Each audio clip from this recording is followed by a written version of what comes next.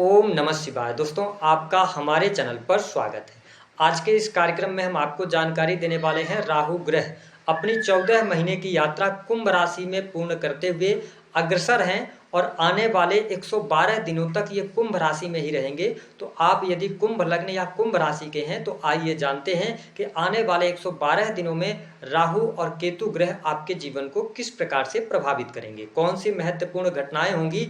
और देखिए, राहु और केतु को छाया ग्रह कहा गया है। राहु बंधन के कारक ग्रह हैं तो केतु मुक्ति के कारक ग्रह माने जाते हैं। यदि हम बात करें तो सामान्यतः राहु केतु एक राशि में 18 महीने तक संचरण करते हैं। तो कुंभ राशि वालों, वर्तमान समय में जो राहु का गोचर है ये आपके प्रथम भाव यानी कि आपकी राशि से गोचर कर रहे हैं, वही सप्तम भाव से केतु का गोचर हो रहा है।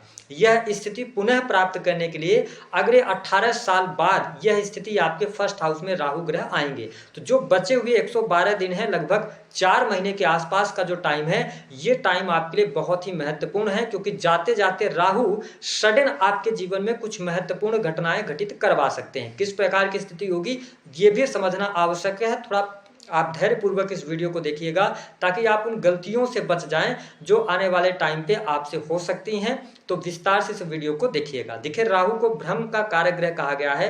राहु छल कपट, द्वेष की भावना, रहस्यमयी बीमारियां, इनकम टैक्स डिपार्टमेंट, इसके साथ ही विदेशी भूमि, फॉरेन लैंड, चलचित्र, क्रिएटिविटी, इलेक्ट्रिकल इलेक्ट्रॉनिक्स, और इसके साथ ही अगर हम देखें तो जितनी भी इंटरनेट से जुड़ी हुई चीजें हैं या जो ग्राफिक्स डिजाइनिंग वगैरह हैं, क्रिएटिव फील्ड, शेयर मार्केट, इन सभी में राहु का प्रभुत्व होता है। वही जब हम केतु ग्रह की बात करते हैं तो केतु मोक्ष कारक ग्रह कहे गए हैं, और जिस भाव में केतु जन्म कुंडली के बैठते हैं वह उस भाव से रिलेटेड ये प्यास पैदा करते हैं और उस भाव से रिलेटेड चीजों से ये डिटैच करने का काम करते हैं। अगर हम बात करें तो कुंभ राशि वालों, वर्तमान समय में राहु का जो गोचर हो रहा है आपके फर्स्ट हाउस से गोचर कर रहे हैं और केतु सप्तम भाव में है। तो निश्चित तौर पर जो आने वाला समय है, अन्य ग्रहों की पोजीशन को अगर हम देखें तो सैटर्न जो आपके राशि के स्वामी हैं, ये आपके सेकंड हाउस में वक्रीगत अवस्था में है। वही देवगुरु बृहस्पति की अगर बात करें तो बृहस्पति की पोजीशन छठे भाव में बनी हुई है। तो मैं आपको स्पष्ट कर दूं कि जब फर्स्ट हाउस में से राहु गोचर कर रहे हैं और ये मंगल के धनिष्ठा नक्षत्र से भी गोचर कर रहे हैं, तो आने वाला जो समय है यह आपको बहुत शानदार कहीं ना कहीं से लाभ दिलाने वाला होगा। आपके अंदर एनर्जी लेवल अच्छी रहेगी। सबसे इंपॉर्टेंट बात कि आपकी पर्सनालिटी बहुत ही लविश होगी, आर्टिस्टिक पर्सनालिटी होगी।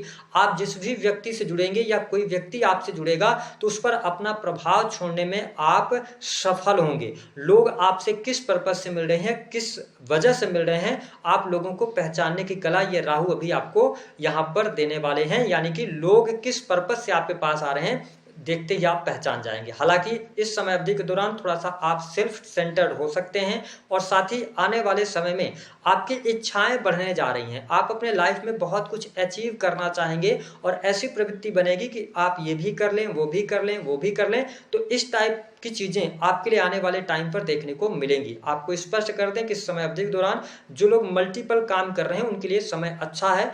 कार्य क्षेत्र में आपको बहुत अच्छी सफलता यहाँ पर प्राप्त होती नजर आएगी। हालांकि उन लोगों को थोड़ा सा सावधानी रखने की आवश्यकता रहेगी जिन लोगों की एज 40+ है। तो अगर आप 40+ एज के हैं तो इस समय अवधि के दौरान एक्स्ट्रा मैरिटल अफेयर से बचिएगा, क्योंकि केतु का गोचर 7th हाउस से हो रहा है। और अगर हम देखें तो अन्य ग्रहों का शुभ प्रभाव 7th हाउस पर नहीं पड़ रहा है। तो ऐसी स्थिति में ये टाइम जो रहने वाला है ये पारिवारिक समस्याएं लेकर आने वाला रहेगा। हालांकि हमने कहा कि इस समय अवधि के दौरान जो लोग जॉब वगैरह से जुड़े हुए हैं, आप प्राइवेट सेक्टर में जॉब कर रहे हैं, तो कुछ लोगों के साथ ऐसी घटनाएं हुई कि आपने जानबूझकर जॉब छोड़ दिया। हो सकता है कुछ पारिवारिक समस्याएं रही हों या रेस्ट लेने के हिसाब से चीजें रही हों तो आपने छोड़ा। लेकिन जो लोग ऑलरेडी जॉब में है ना, इस समय अवधि के दौरान जॉब में चेंजेस के मौके आपको यहाँ पर मिलेंगे और पॉजिटिव मौके आपको मिलते हुए नजर आ रहे हैं। सरकारी क्षेत्र से जुड़े जातकों के लिए यह टाइम जो रहेगा यह लाभकारी सिद्ध होगा। सरकारी क्षेत्र से आपको लाभ होगा।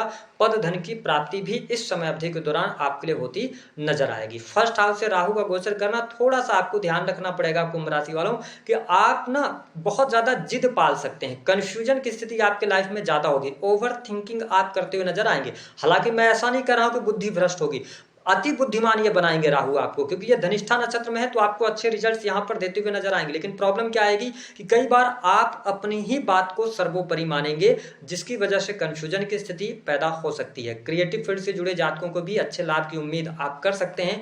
राहु की जो पंचम दृष्टि का प्रभाव है ये आपके 5th हाउस पर दृष्टि डाल रहे हैं, जहां पे मिथुन राशि आती है। तो जो लोग शेयर मार्केट से जुड़े हुए हैं या किसी भी प्रकार के क्रिएटिव फील्ड से जुड़े हैं, आर्टिफिशियल इंटेलिजेंस, तो यानी कि आपके क्रिएटिविटी की सराहना यहाँ पर होगी। आईटी सॉफ्टवेयर इंडस्ट्री के अंदर वर्क कर रहे लोगों के लिए बेहतर लाभ की उम्मीद आप कर सकते हैं। मैं आपको स्पष्ट कर दूं कि आप किसी भी कार्य क्षेत्र में होंगे, कुंभ राशि वालों, कार्य क्षेत्र में आपको सफलता मिलेगी। चाहे आप बिजनेस कर रहे हो, चाहे आप नौकरी कर रहे हो, चीजें आपके लिए बेहतर रहने वाली रहेंगी। साथ ही प्रेम संबंध के मामलों के लिए समय अनुकूल कहा जा सकता है, लेकिन पंचम भाव पर राहु की दृष्टि और वहां पर मिथुन राशि का होना, कुल मिलाकर नए प्रेम संबंध की स्थिति बनती है। या आप पहले से रिलेशनशिप में हैं तो आप अपने पार्टनर को चीट कर सकते हैं। ठीक है, मल्टीपल रिलेशन की तरफ आप अग्रसर हो सकते हैं। हालांकि स्टूडेंट विद्यार्थियों के लिए समय अच्छा है। अगर आप पढ़ाई लिखाई कर रहे हैं तो इस समय अवधि के दौरान पढ़ाई लिखाई में लाभ मिलेगा।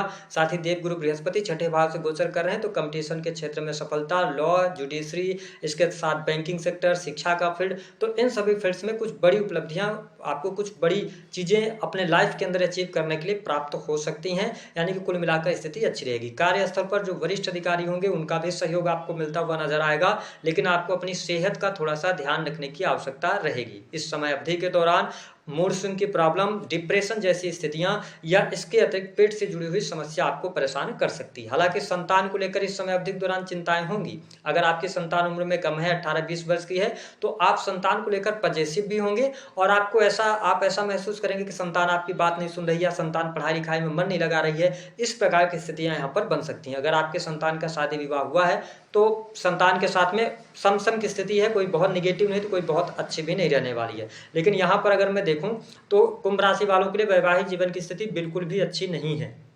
वैवाहिक जीवन में आपको प्रॉब्लम्स का सामना करना पड़ेगा। जीवन साथी के साथ में अलगाव जैसी स्थितियां, डाइवोर्स की स्थिति बनेगी, वाद विवाद बढ़ सकता है, दोनों के बीच में लड़ाई होगी और पति पत्नी एक दूसरे से दूर रहने लगेंगे।